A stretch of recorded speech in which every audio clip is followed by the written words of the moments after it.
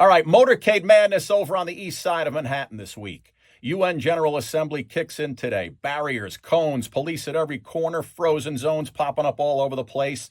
I want to bring in Mayor Adams. Mayor, thanks for taking a few minutes this morning, my friend. Thank you. Great to be on with you. And you're right. This is a gridlock emergency day, a week, I should say. And so we are encouraging New Yorkers to use public transportation. We have the best public transportation in the country, and this is the time to do so. Yeah, Mayor, listen, we got this influx of world leaders and delegates for the General Assembly, right? You got officer assignments, delegate safety, public safety. This has got to be an incredible undertaking, which it's pretty hard to avoid disrupting the daily life for New Yorkers at this point, right? Yes, it is, but we're used to this. New Yorkers know there's a reason we have on the East River the United Nations. It brings together world leaders across the globe to really talk about important incidents and important things that are playing out on our international stage. And what our benefit is that we have a great public transportation system from our trains, from our buses, our undergrounds, and we need to utilize that during times like this. Mayor, after a couple of new incidents, I want to talk about the Central Park horse carriages, right? The conversation's been ramped up as to whether or not those horse-drawn carriages need to go or should they stay. So last week, you announced an executive order to create a pathway towards ending that industry in the city. Now you're being blasted by the Transport Workers Union of America that you're a, quote, backstabber, siding with the real estate developers. I got to imagine at this point you see things a little differently when it comes to those horses.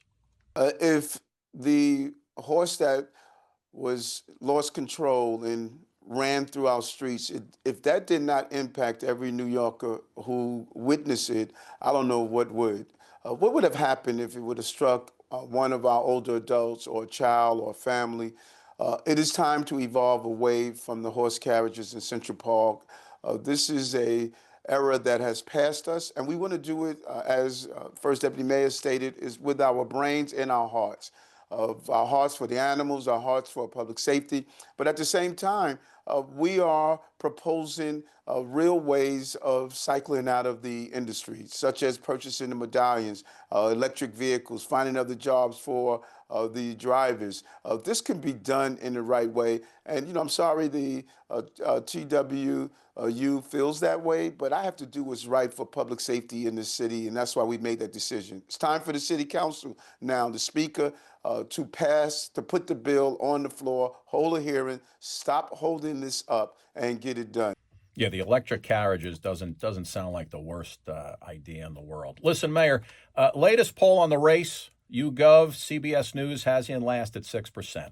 Now, there were reports recently, last week, 2 weeks ago, you were going to conduct some internal polling to see about whether or not it was worth you staying in the race. Did your people ever do that internal polling? The polling was about messaging, and it was spent to determine if we stand in a race or not. Every election, you do messaging, you do focus group. This is what you do in the campaign season. What has hurt me the most is for the last almost 7 weeks now, it has been reported widely in our press that Eric is going to Saudi Arabia, Eric is going to HUD, Eric is leaving tomorrow, over and over again. This has decimated my ability to run a campaign. When you run a campaign, you need dollars and cents. My fundraising has hurt because of these reports. The Campaign Finance Board has removed $4 million from my campaign. What could not have been accomplished at the polling place to beat me, they're accomplishing it through other methods. And it's unfortunate because the voters should have a decision on who's going to be the mayor in 2026. So will you, Mayor, be staying in the race right through Election Day?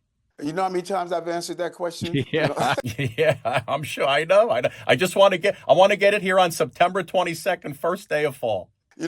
Giving you a September 22nd version is no different than the version I gave 8 weeks ago. I stood in front of Gracie Mansion and clearly stated what I was doing, and it did not help me at all. In fact, it continued to hurt me. I think that we should allow the voters to decide who's the next mayor is, and let me do what all candidates are allowed to do, and that is to campaign, and most importantly, to raise the money to campaign. And I've been really damaged by the inability to do so. Normally, your opponents do the television and the newspaper ads to try to stop you from running. It's just the opposite for me. I feel as though I'm running against the media. That's my sixth opponent.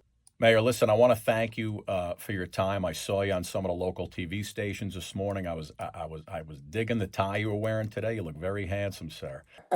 And listen, Mayor, regardless of how you decide to play it, I just want to wish you good luck with that mayoral race. Thank you. Take care.